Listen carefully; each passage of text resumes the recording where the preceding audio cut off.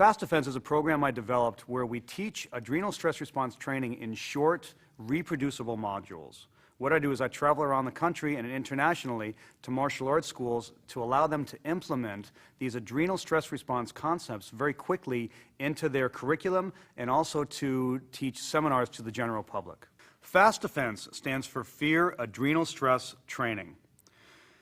Most self-defense courses are what we call a technique-based paradigm, which means you learn how somebody attacks you, learn some sort of position or attack scenario, and then you learn all the various techniques to learn how to back this person away, get rid of them, defend yourself, etc. Well, the number one factor in effective self-defense is learning how to deal with the adrenaline fear rush that everybody experiences. Fast Defense has been called the missing link in martial arts because we are covering the crucial adrenaline stress training that is absolutely important for someone to be able to defend themselves in a real situation. For self-defense to be effective, you've got to cover three crucial modules. I call these the ABCs. We go into awareness in Fast Defense, awareness of what does a predator look for? What is the body communication that draws them in like a magnet to find their victim? Awareness of what happens to us biochemically, emotionally, physically, when we get into an adrenaline rush that can keep us from responding to the situation effectively. The second module is the B, which stands for boundaries.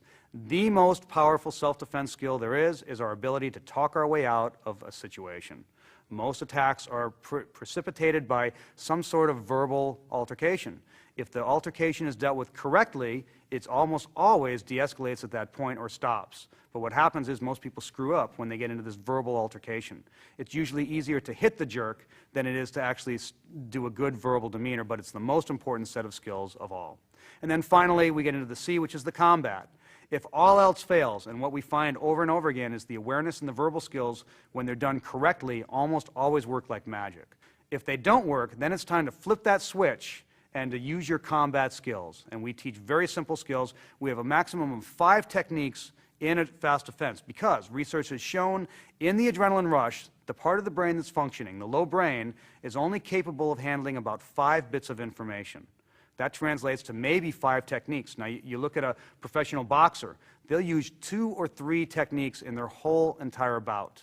So the same thing happens in a real fight. You want to keep them very, very simple, gross motor skills, because fine motor skill goes right out the window, along with all those fancy martial arts skills, and you want to use the adrenaline as your best friend, as the jet fuel for your fight if you need to.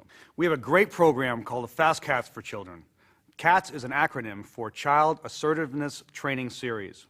What we do in that is we teach them how to deal with a bully. Kids deal with bullies all day long. Kids are brutal with each other, and it's really important to teach these kids how to use non-physical skills to back away most bullies, and it works very, very effectively.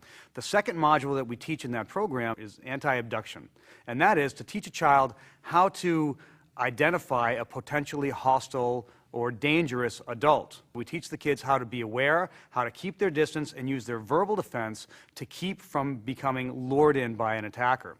Then, let's say that that doesn't work. Well, we take it up a notch, and we teach the children how to use the crucial adrenaline to fight for themselves if they need to.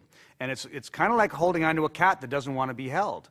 People think, how can a child fight back against an adult? It's pretty amazing if that child learns how to use that adrenaline and that go-for-it spirit and to fight like a cat. It's amazing what they can do. And again, we're not teaching the children how to duke it out with an adult.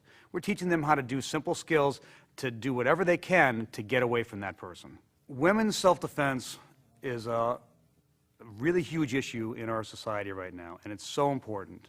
The sad fact is that 80% of assaults on women are done with verbal threat alone. Another fact is that 3/4 of attacks on women are done by someone that they know. It's one thing when you're out in the dark alley and it's an attack. It's a whole other thing when it's someone that they know. They may even like the person or have to work with them, etc. There's a lot of gray area there, and there's a lot of social conditioning that keeps the women from taking care of themselves. So what we do in Fast Defense is we teach them awareness of what is the social conditioning that you get that can keep you from responding. For example, many women are taught to be nice, to not make a scene, not hurt someone's feelings. Well, we have to overcome that if we're going to get them to defend themselves. It doesn't matter what the skill is. If they can't overcome that social conditioning, they won't be able to do anything at all. So with awareness of that, it gives them many more choices on how to deal with a situation effectively. We also go into very simple skills. You know, for a woman of any size, she can fight against somebody larger and stronger than them.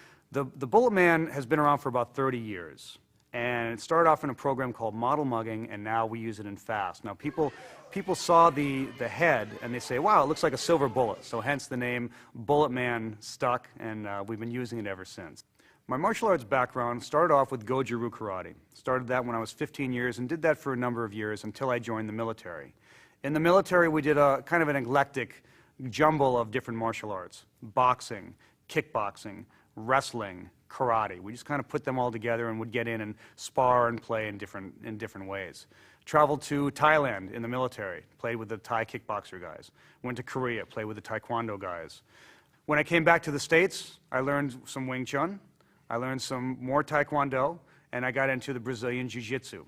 When I went and lived in the Philippines, I did the Filipino arts, which I consider my favorite art because they're just so beautiful and a lot of fun, and they have a lot of application to a real-life situation.